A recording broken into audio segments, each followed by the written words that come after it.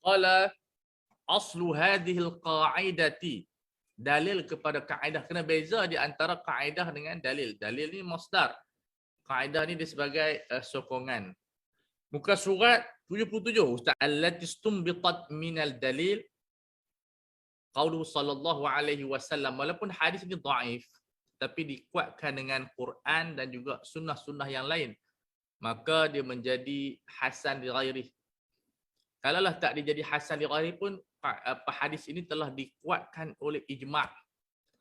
Sebab itu ada kaedah yang mujma'un 'alaiha, yang telah menjadi qat'iyat, seperti ad-dararu yuzal.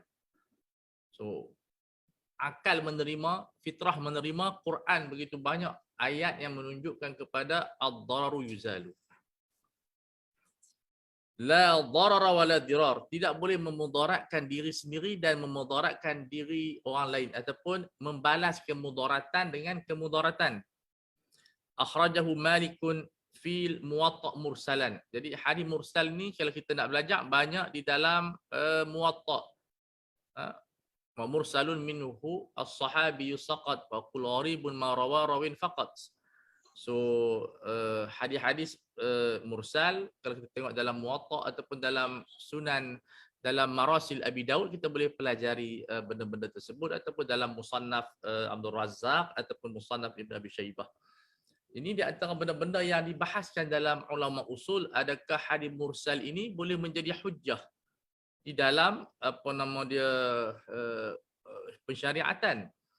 Jadi majoriti ulama fiqh mengharuskan dan beramal dengan hadis mursal, seperti Abu Hanifah, Imam Malik dan Ahmad Ibn Hanbal. Adapun Syafi'i adalah orang yang pertama menolak dan mengkritik terhadap penghujahan hadis mursal.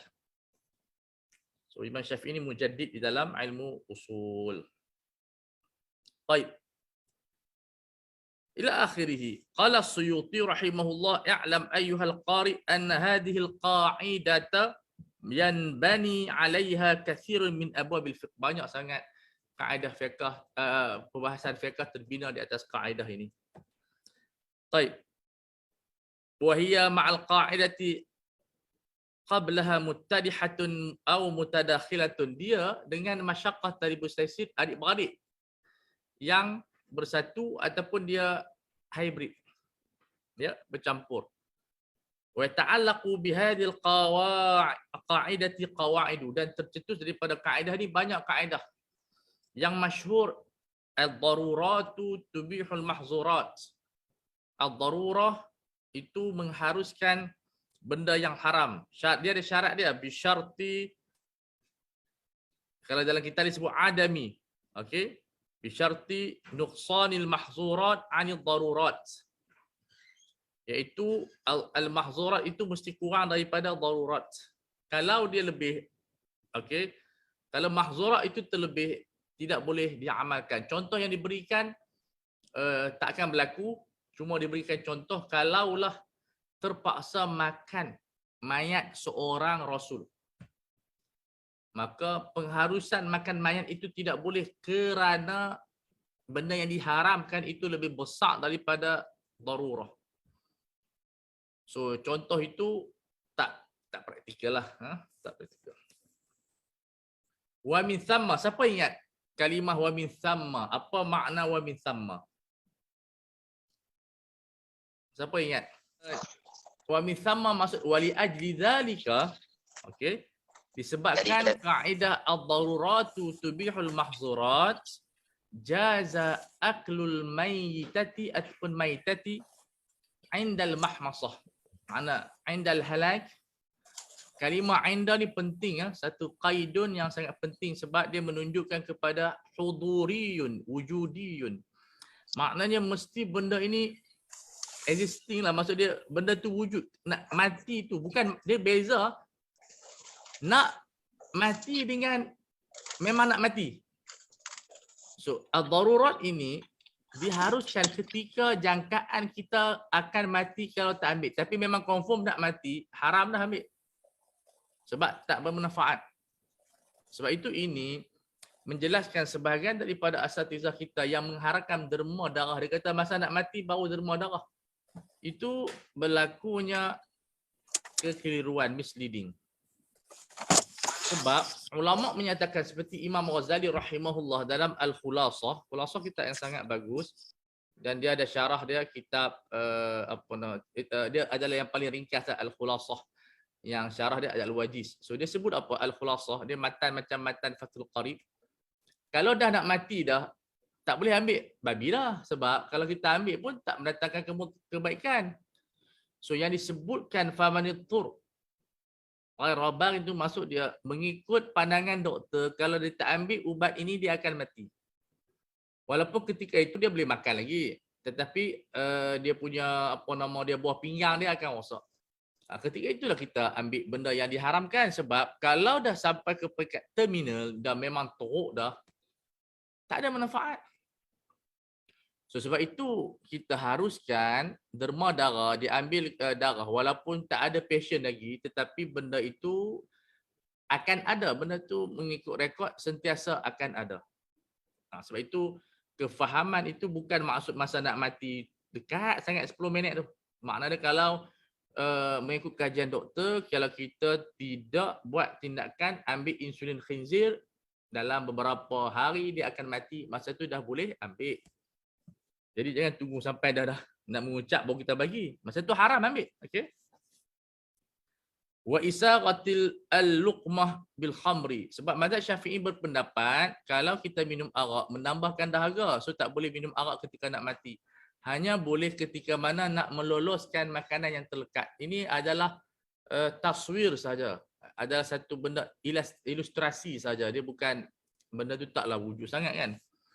Baik, wa daf'i as-sa'ili.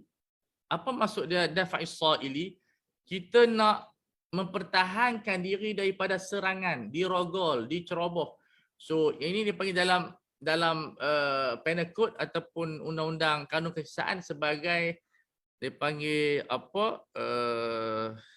defense apa dia panggil tahu apa pertandingan itu jadi istilah term tu dia panggil apa saya lupa dah. So ada undang-undang mempertahankan diri. Private defense. So undang-undang mempertahankan diri ini bukan benda baru, dia adalah benda yang telah dibahaskan oleh ulama kita. So siapa yang diceroboh oleh binatang, katalah binatang nak langgar dia, lembu tu mengamuk. Takkan kita nak biar kita ditanduk. So tentu kita akan mempertahankan diri kita. Maka tertembaklah binatang tersebut. Maka kita tak bersalah. Ganti rugi kenalah. Okey. Sama dengan perompak masuk rumah. Sebab tu benda tu perlu dibahaskan lagi sebab itu ada kes. Orang tu dia ambil tindakan sebab dia pergi bunuh perompak tu. Tapi sepatutnya itu ada timbul syubhat sebab kita kadang-kadang panik lah. Bila perompak masuk rumah kita yang ada silat lah, tapi ada senapan dia tembak. Walaupun dia mungkin berdosa sebab dia tak mendahului dengan bagi amaran dan seumpama dengan dia. Tapi masa tu kekalutan. Macam orang petua lah. Kalau jumpa harimau, jangan lari. Itu yang petua. Dia kata tengok mata dia. Ni betul tak serah? Ha? Tengok mata dia. Dia orang petua. Ustaz jangan lari. Tengok mata harimau. Lama-lama dia takut dengan kita. Kalau anjing, kita berani buat. Anjing tu kalau dia main, kita boleh sepak dia. Tak ada masalah. Tetapi, harimau ni masalah. Sebab dikatakan tamparan dia saja boleh terputus kepala. Kuat dia punya tamparan dia. Kita duk tengok dia tengok kita. Ni bukan main-main cinta. Ni cerita. Kadang-kadang banyak petua tu sebab dia tak pernah. Macam Datuk Ismail Kamus kata lah. Kamus lah. Dia kata, orang yang baca talqin tu, dia pesan kepada mayat, apabila datang 2 orang malaikat, jangan takut. Sebab dia tu hamba Allah. Yang pesan tu duduk atas kubur. Cuba duduk dalam kubur. Dia pun takut juga. Jadi, itu lawak Datuk Ismail Kamus lah. Jadi kita kadang-kadang pesan tu tak berapa nak klik. Sebab bila kita berhadapan dengan kes, kita ada perubahan, dalaman kita takut, gentar, panik. Jadi itu benda-benda yang perlu dilihat. Tapi kita ada undang-undang ahkamus siyal, bukan siyal, itu mempertahankan diri. So itu kewajipan zaman sekarang ni, wanita, lelaki, paling kurang, bukanlah kewajipan syar'i, tapi kita galakkan supaya mereka ada ilmu mempertahankan diri. Paling kurang belajar kuntau pun tak apa dah. Dia ada silat kuntau. Taekwondo, sebab bila kita ada ilmu kesenian mempertahankan diri, paling kurang pertahankan diri ya, tak seram pun tak apa dah. Kita boleh elak daripada kita diganggu. Kalau tak ada silat langsung, tak ada kungfu langsung, tak ada karate langsung, kita mudah diceroboh. Sebab berdasarkan zaman. Sebab itu setengah orang bila akhwat nak tampak, Ustaz Ashraf tak apalah, dia boleh dia tampak. Yang kita ni tak ada ilmu tampak. Nak buat macam mana? So, di peringkat sekolah itu, di antara kurikulum yang penting juga kita mendedahkan kepada skill mempertahankan diri. Benda tu belajar 6 bulan dia, tak sampai 6 bulan, 3 bulan pun boleh, 2 bulan pun okey dah. Supaya dia ada seni mempertahankan diri. Dia dapat mengelak daripada apa-apa ancaman. Macam kes buli. Kes buli di sekolah itu termasuk di dalam daf'u sosial. Ia termasuk dalam benda yang sangat berbahaya kerana dia akan menyebabkan kepada pembunuhan. Baru ni hanya RM4 ke RM1. Satu kanak-kanak berumur berapa 11 tahun dibunuh. Dia bukanlah nak masuk bunuh, dia pukul-pukul. Kalau 4 orang pukul, risiko. Jadi jenayah-jenayah tersebut perlu kita ada benda yang mencegah dengan kita ada ilmu mempertahankan diri. Tetapi itu sebahagian saja, sebahagian yang lain pendidikan insaniah, pendidikan insan itu sangat penting, menghargai manusia supaya kita tidak mudah untuk memukul orang. Walau ada ila qatli, walaupun terpaksa membunuh dia, kita dimaafkan dan tidak ada hukuman qisas dan juga kafarah. Sebenarnya yang perlu terperinci sebab kes banyak dan seumpama dengan dia. Sebab RM RM4. Dulu sedap RM RM4 orang main judi. Tak tahu pasal apa. Wa yajuzu itlafu syajaril kuffar. Boleh dalam perang kita merosakkan tanaman, sedangkan tanaman kita tidak boleh ceroboh begitu. Perlu ada darurat yang mana mengharuskan kita memusnahkan tanaman. So ini adalah fiqh alam sekitar yang sangat menarik. Wa binaihim, kita boleh cerobohkan binaan mereka lihajatil qital, kerana keperluan perang, tapi zaman dah habis. Wa lizifri bihim, untuk mendapatkan kemenangan ke atas mereka. Baik, kemudian wa yajuzu nabshul mayit, ini masalah undang-undang untuk mengeluarkan mayat daripada kubur. Ini perlu mendapatkan perintah mahkamah ataupun izin polis. Izin polis Ustaz Ashraf kalau kita nak keluarkan mayat. So ya, kebenaran mahkamah. Kebenaran mahkamah, polis kena ikut sertai. So benda itu tak boleh kita ceroboh macam tu saja. Dan ini berlaku orang yang bermimpi ni. Itu ada kes di sebuah negeri, dia mimpi isteri dia suruh korek lain. Dia pergi korek. Dan tanam di kubur lain. Ini problem dia ni. Ni kes betul ni Ustaz Ashraf, ni bukan kes tipu. So sebab tu Islam mengharamkan mengorek kubur sebab hakikat kita akan kembali kepada tanah. Atau kalau dah tak mandi macam kita COVID sekarang ni, nak korek balik tak boleh lah. Dah tanam lah, biar mati macam tu lah. Tetapi ketika mana darurah untuk postmortem, mungkin dia dibunuh. So kena ambil balik DNA dan seumpama dengannya kita boleh korek balik untuk kita buat postmortem. Sebab kita tak boleh membiarkan kematian macam tu saja. Sebab tu bila ada ilmu forensik, kita boleh mengenal pasal apa orang tu mati dibunuh. Kalau kita tengok satu kes di Kelantan, seorang budak mahtafiz mati tergantung. Mula-mula laporan surat khabar kita tengok dia mati bunuh diri. Tapi bila forensik buat, dia dibunuh. Dia dibunuh kemudian digantung. Sebab itu bila ilmu forensik dicipta, subhanallah, Allah Ta'ala ni dia sebut dalam Quran dah. Allah Ta'ala akan tunjukkan sanurihim ayatina wa fil anfaq wa fi anfusikum afala tubsirun. Kami akan tunjukkan kepada manusia kuasa-kuasa kami. Dan di antaranya adalah ilmu DNA dan forensik. Kuasa Allah yang Allah Ta'ala izharkan kepada kita melalui tangan-tangan saintis.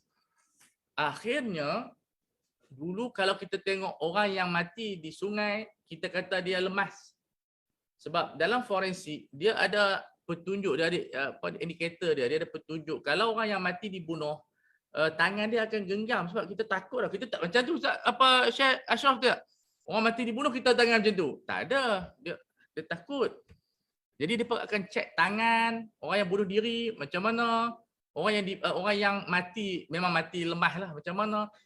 So dengan ilmu forensik ini dia hampir sama dengan perbuatan dulu dia panggil qasamah.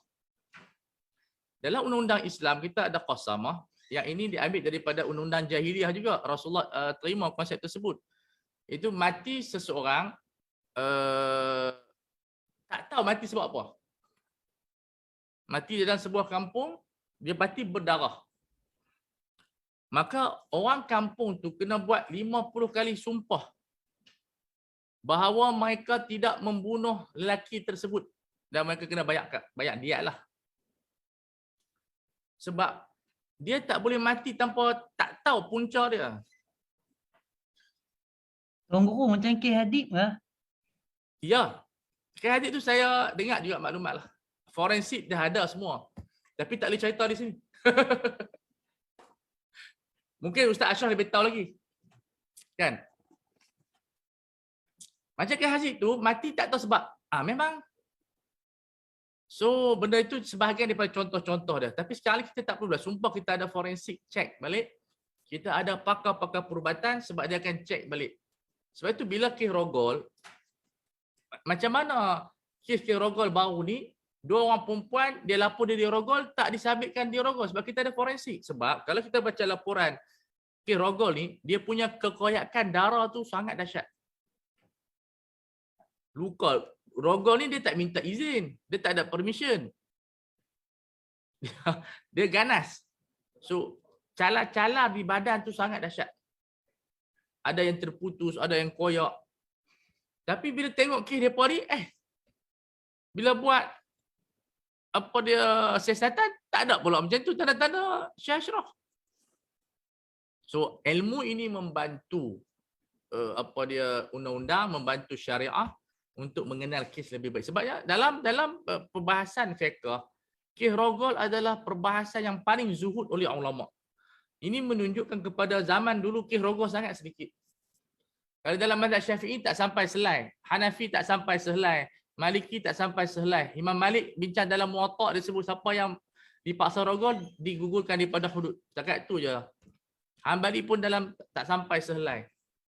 Tapi saya punya kajian terhadap kes rogol ini, mazhab yang paling terbaik, wallahualam kalau tuan-tuan kaji, mazhab yang paling terbaik, paper tu pun dah hilang lah, saya buat paper untuk ada pembentangan lah, iaitu mazhab Ibnu Hazm Al-Zahiri rahimahullah dalam kitabnya Al-Muhalla. Dia membahaskan isu rogol dalam bentuk tuduhan palsu dan juga memang dakwaan. Dipanggil asyakwa. Asyakwa dengan qazaf. Ada orang buat tuduhan palsu, dia dirogol, dan ada betul-betul dia mengadu dia dirogol. Dan ini satu benda yang sangat hebat. Ibnu Hazm Al-Zahiri, dia membincangkan satu muka penuh di dalam bab zina, ada bab rogol dalam kitab Muhalla Ibnu Hazmin rahimahullah. So ini isu yang sangat besar. Baik. Maka untuk korek kubur ada asbab-asbab dia. Hatta ulama mengizinkan kalau tertinggal emas. Misalnya kita duduk tanam-tanam, terjatuh emas, kita boleh korek balik. Tapi sekarang ni susah, bukan, saya rasa susah, maka mau nak lepas tu ambil emas ganti je lah. Okey, gambaran dia. Siapa ingat? Ba ni apa dia? Bi an dufina bila ghuslin aw li ghairi qiblah. Siapa ingat? Ba ni maksud apa? Dengan. Tak ingat juga. Ba li taswir, ilustrasi. Kalau dalam liga dia panggil ilustrasi lah. Ba li. Minayak lah. Bismillah.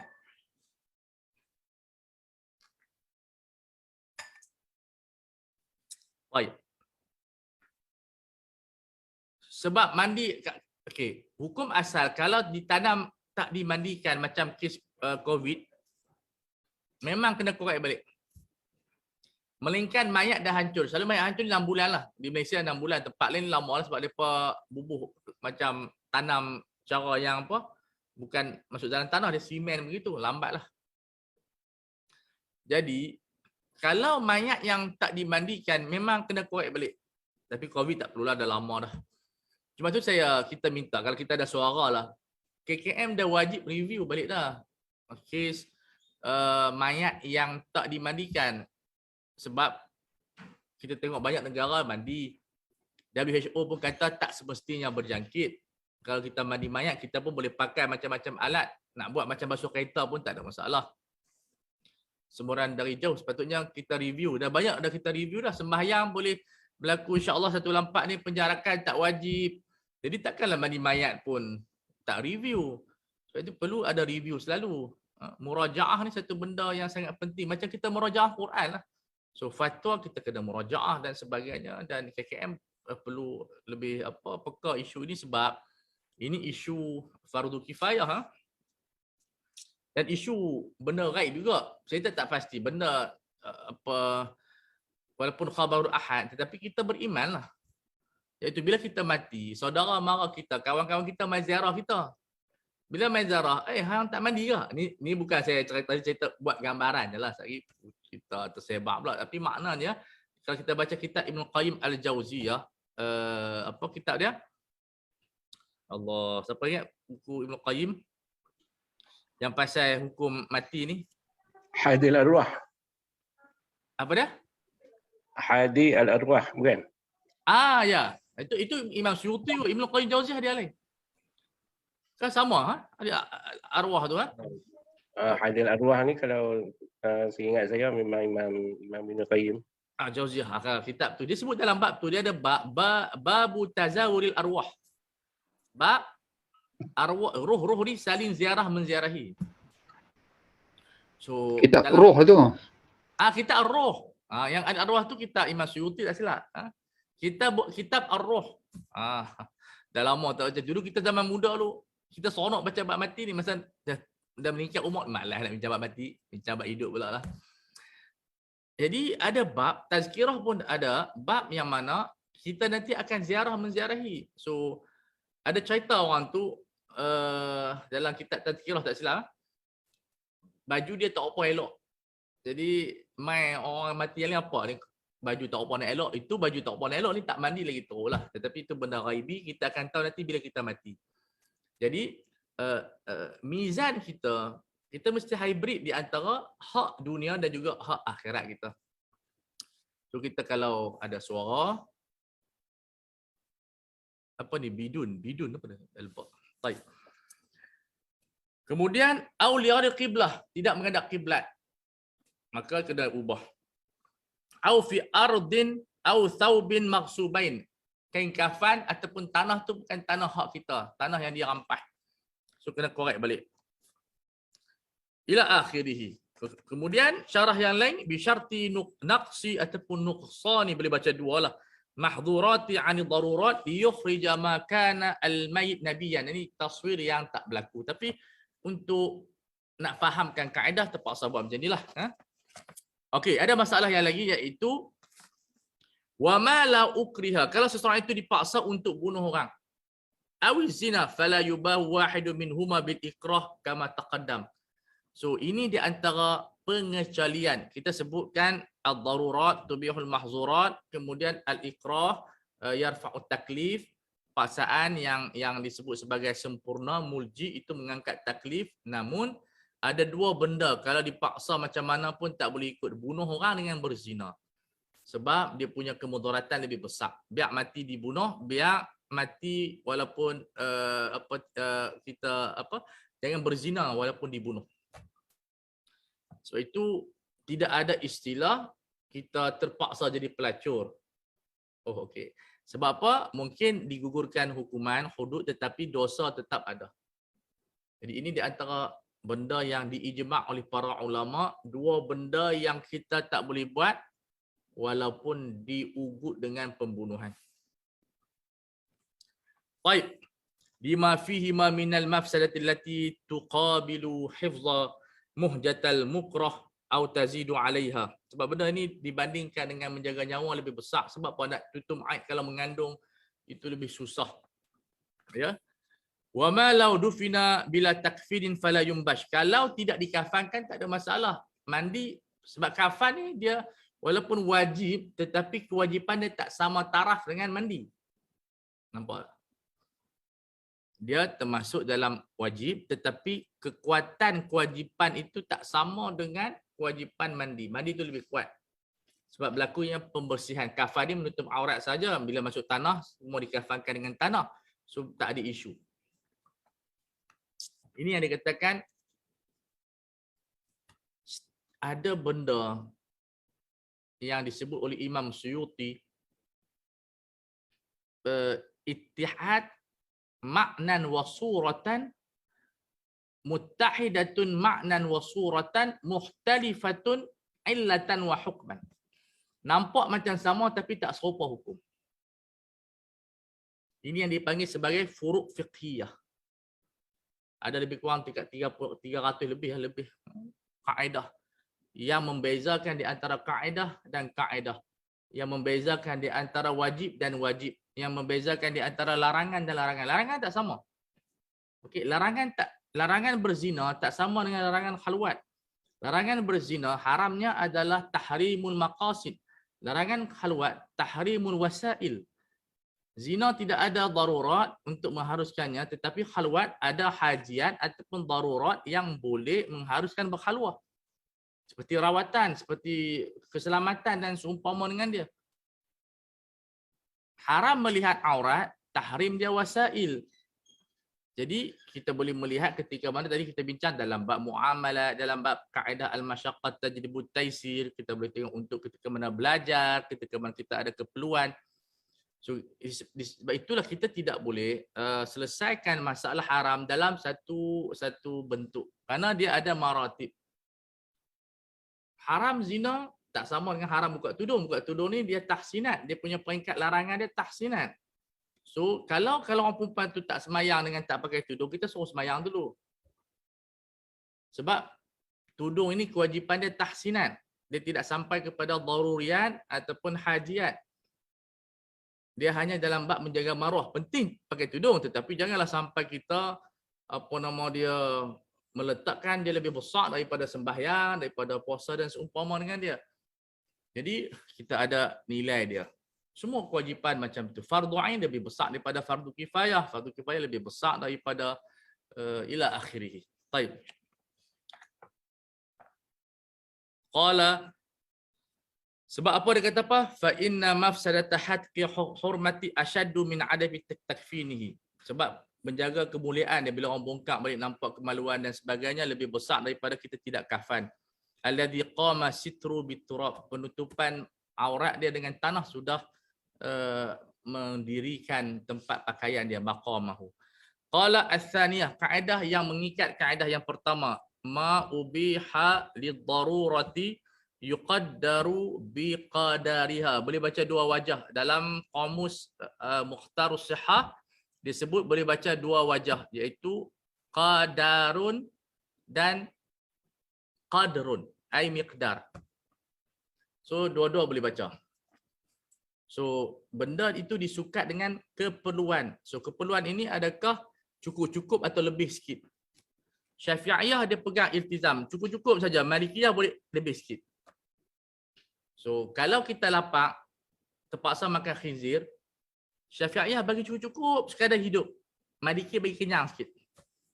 Sebab dia kata, kalau lapar juga nanti nak makan lagi. Dan Imam Ghazali, dia detailkan isu ini di dalam kitab Al-Khulasah. Dia kata, kalau kita berjalan jauh, kalau kita makan sikit untuk hidup, kita tak boleh berjalan lagi 50 km. Di situ kita boleh makan lebih daripada keperluan dengan kenyang untuk meneruskan perjalanan kita yang 50-70 km itu. So Imam Ghazali ini dia mendetailkan satu isu yang diijmalkan oleh para ulama. Ini yang dikatakan aqliyah faqih. Dia cuba ibda' dan ihdath. Dia buat baru sehingga kita boleh menghasilkan hukum lebih jelas. Baik. Sebab itu kita katakan fiqh. Fiqh ini adalah pemikiran, kreativiti. Dia bukan beriltizam ataupun dia rigid dengan nas. Nas ini ibarat lombong. Kita kena keluarkan dia punya kehebatan dia, dia punya faedah dia dengan kaedah-kaedah fiqh supaya kita mampu berinteraksi. Kalau kita hanya beriltizam dengan nas, sudah tentu akan berlaku rigid di dalam agama. Wa min furu'iha al-muttarru la ya'kulu min al-maitati illa qadra saddi ramqi. Untuk sekadar mana untuk hidup lah. Wala yashba', jangan makan lebih, illa idza kanat bayadai, ini ada, bayna yadayhi masafatun ba'idatun la yaqta'uha illa bisyiba'. Melainkan dengan kenyang dia boleh pi. Itu dia on. Fala ba'sa, begitu kalau kita diminta untuk cerita perihal kita orang yang Minang, kita kadar mana yang diperlukan, jangan cerita dekat. FB itu lebih lah, FB itu tempat haram. Wa min istusyira, kalau kita diminta nasihat fi khatibin, tentang seorang lelaki, sesuai tak jadi isteri kita, maka suami ataupun isteri, maka iktafa bi ta'rif, cerita kata tak sesuai, tak apa elok, cukup. Nak tahu, oh dia ni kalau ikut zaman muda dia ada 3 peringkat. Itu dah termasuk di dalam mubalaghah. Qala, cukup dia berkata la yasluhu lam ya'dil ila tasrih. Jangan cerita betul-betul sekarang ni yang bawa mai cerita di FB dan seumpama dengan dia, cerita satu persatu. Itu satu benda yang jenayah di media sosial, kita mengaibkan orang. Cukuplah pihak berkuasa. Ibnu Taimiyah dia ada satu nazariah yang bagus. Masa zaman muda dia, kerja dia mencegah maksiat. Dia buat benda ini tanpa izin kerajaan. Tetapi bila dia buat benda ni, tak bagus kesan dia. Dia halang orang minum arak, dia macam-macam, dia buat persendirian. Macam ada sahabat kita di Kedah, dia pergi tangkap orang buat maksiat sendiri lah. Tak guna majlis agama lah, pergi sendiri lah.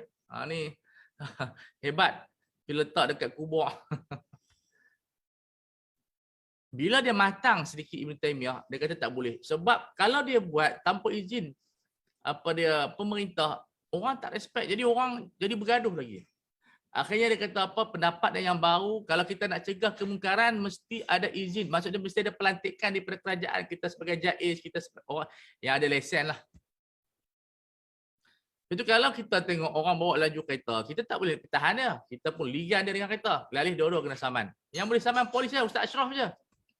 Kita tak boleh nak, kita hanya boleh report dan kita boleh bagi orang kata apa maklumat saja, informal kepada mereka, tapi kita tak boleh, kita tidak ada wilayah. Sebab itu dalam isu macam rotan anak murid, rotan apa nama dia student, zaman sekarang tak boleh kita kata, zaman dulu boleh, zaman dulu ibu bapa serah anak dengan wilayah rotan sekali.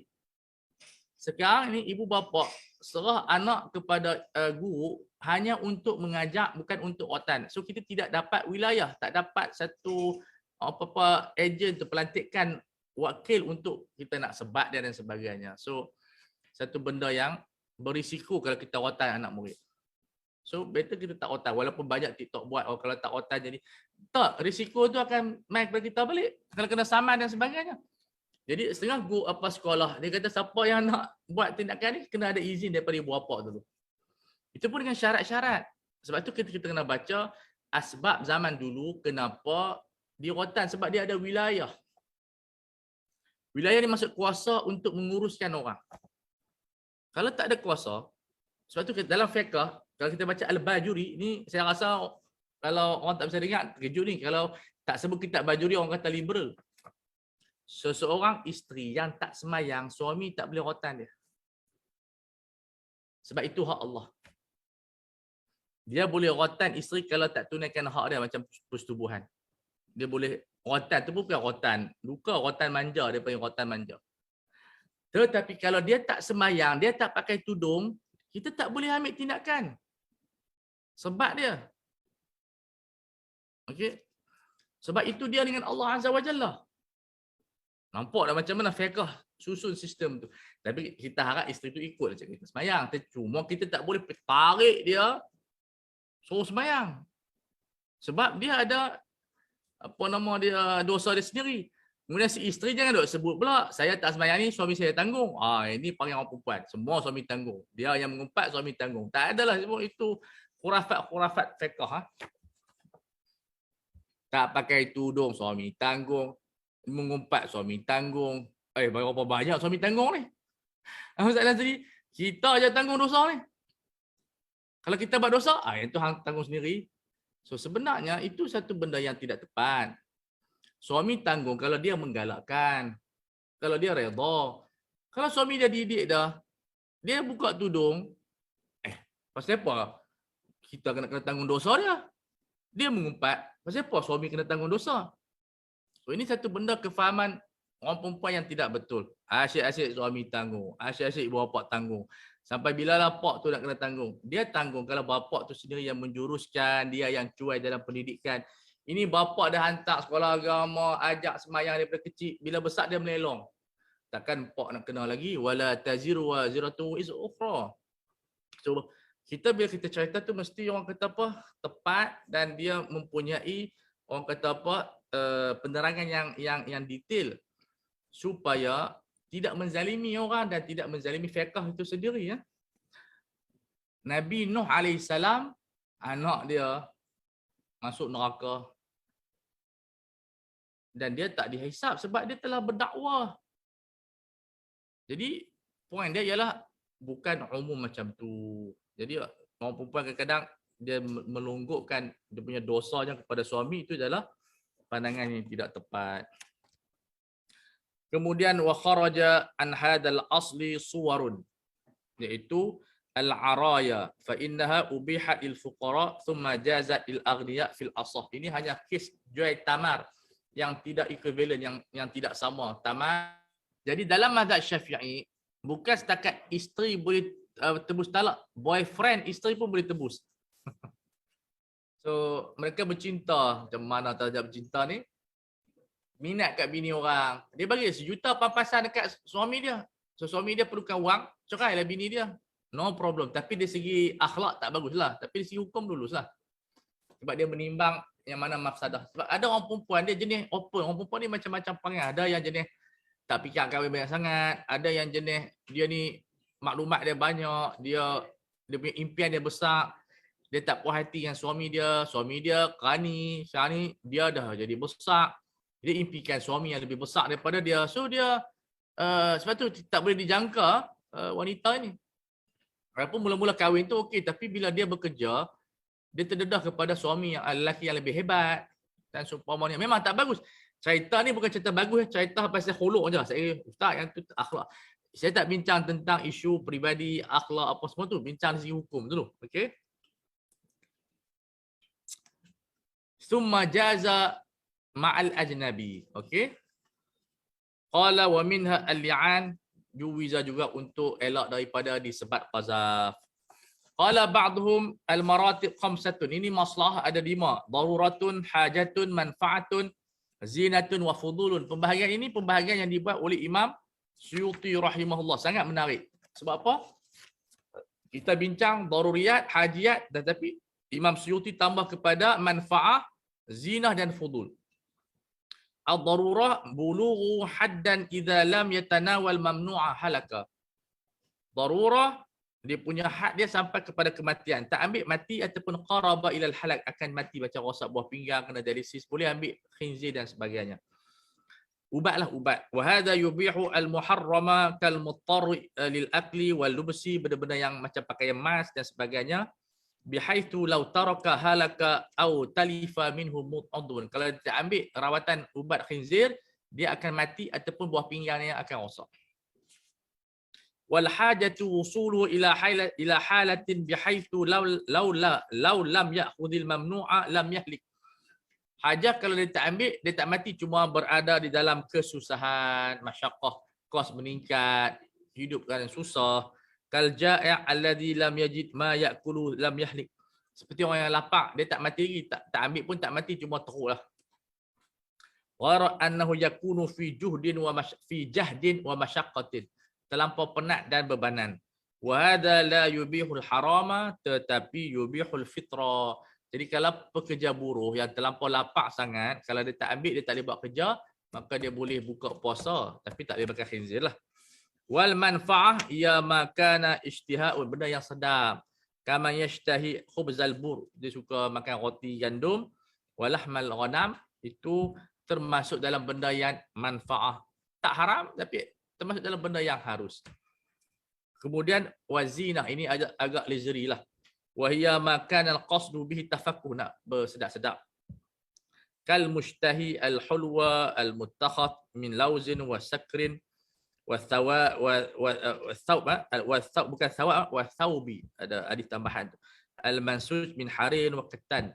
Jadi baju yang diambil daripada sutra dan juga cotton. Jadi ini agak kemewahan. Ada yang haram, ada yang halal. Kemudian wal fudul, iaitu benda yang berlebihan. Wat tawassu' bi akil haram. Makan benda haram dia anggap sebagai fudul ataupun makan benda syubhat.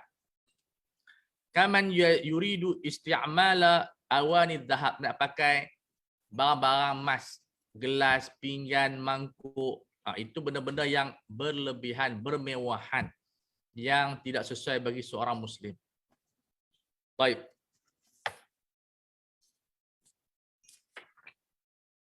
Kita ada muka surat 482, kaedah yang dibahaskan oleh Syafi'iyah sangat menarik, iaitu al-hajatu tunazzalu manzilatad darurati ammatan kanat aw khasatan. Takbir yang terbaik dia kena tambah sikit lah. Ini bukan salah, tetapi orang faham berdasarkan siyak tajuk. Sebenarnya seperti kata Syekh Yassin Fadani, yang tepatnya ialah apa? Al-hajatu qad. Sebab kita nak fahamkan senang. Kena buat dalam kurungan, tulis al-hajatu qad tunazzalu manzilatad darurati ammatan kanat aw khasatan. Hajah kadang-kadang, bukan selalu, kadang-kadang diletakkan pada kedudukan darurah, sama ada darurah ammah ataupun khassah. Ammah itu menjadikan hukum tu pengharusan dia berterusan, khassah hukumnya bersifat sementara. So ini kaedah yang asliyah yang sangat penting yang digunakan ketika mana waktu-waktu yang syadid, waktu-waktu yang kita diuji dan seumpama dengan dia. So ini satu benda yang perlu dibahaskan dengan baik. Al-hajah satu kedudukan yang kita terbeban, belanja makin tinggi, kehidupan yang sangat susah, memenatkan, ya. Maka minal ula, kalau hajah ammah, masyru'iyatu al-ijarah wal ju'alah wal hiwalah. Ini benar diperlukan oleh semua orang, maka disyariatkan walaupun dia bercanggah dengan konsep asal. Jadi ijarah kita pun tak tahu, dia bercanggah dengan konsep asal. Kita tak memiliki barang tapi kita memiliki manfaat. Dia haruskan. Manfaat ni kita pun tak tahu, macam kita sewa hotel kan, tak duduk pun, sewa-sewa tak duduk. So benda tu ada atau tidak ada. Wa ju'alah, kita tidak ada kepastian. Okey, jumpa tak jumpa, dia haruskan. Wal hiwalah, bai'udain, dia haruskan. Walaupun dia bukan bai'udain secara pure 100%, makna bai'udain tu ada, maka diharuskan. Taib. Walima fi tsaniyah, maksud dia ju'alah. Walima min ats-tsalitsah min ba'id-dain bid-dain li umumil hajati ilaihi, sebab semua orang perlu. Wal haja idza ammat kanat kad darurati, macam darurah.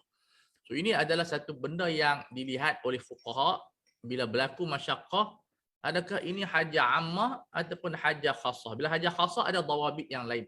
Khilaf di antara ulama, boleh tak hajah khassah ini mengharuskan benda yang haram? Sebagian ulama tidak mengharuskan, seperti Imam Syafi'i rahimahullah. Sebagian ulama Syafi'iyah mengharuskan, tapi dengan dawabit dia bersifat sementara sahaja. Baik, wa minas saniyah hajah khassah tadbibul ina' bil fiddah, untuk tujuan minum, bukan untuk tujuan perhiasan. Yajuzu lil hajah hajah syurbi. So kita ada hajah khassah, maksudnya hajah bangkiyah, hajah tibbiyah, hajah sukan, hajah politik, semua ada. Tapi dia bukan digunakan sewenang-wenangnya. Jadi, kalau kita zaman dulu, kita ada bekas minum dia buat daripada kulit, dia terkoyak. Ulama mengharuskan kita dia panggil apa, palam tempat koyak itu dengan perak. Tujuannya untuk tidak bocor. Jadi kita minum tidak bocor. Tetapi kalau kita palam tempat koyakan tersebut semata-mata untuk perhiasan, maka hukumnya haram. So hajah individu juga melihat kepada skop tertentu, walaupun benda sama, tengok apa penggunaan dia.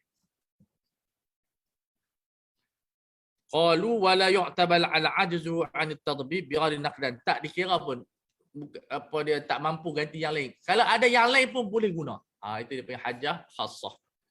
Fa innal ajza yubihu islah al-ina minhuma qat'an, itu memang boleh guna dah. Bal murad al-aghrad muta'alliqah bit-tadbib, tampalam saja. Siwa zinata ataupun zinati, ikut kepada takdir, satu fi'il, satu apa mudhaf, maka apa nama dia, kalau untuk perhiasan diharamkan. So ini di antara benda yang perlu kita faham. Tapi isu ni detail. Yang boleh buat benda ni adalah mujtahid dan pakar lah. Nak menentukan hajah yang betul-betul. Dalam perbankan banyak digunakan hajah yang bersifat ammah, bersifat khasah. Dalam perubatan pun dah ada hajah ammah, hajah khasah. Macam vaksin, itu hajah ammah. Itu kalau khinzir pun diharuskan sebab dia menjaga ammah. So tidak perlu kita rigid dengan apa nama dia, apa kita punya contoh-contoh yang lama. Contoh yang baru kita kena membuat penilaian.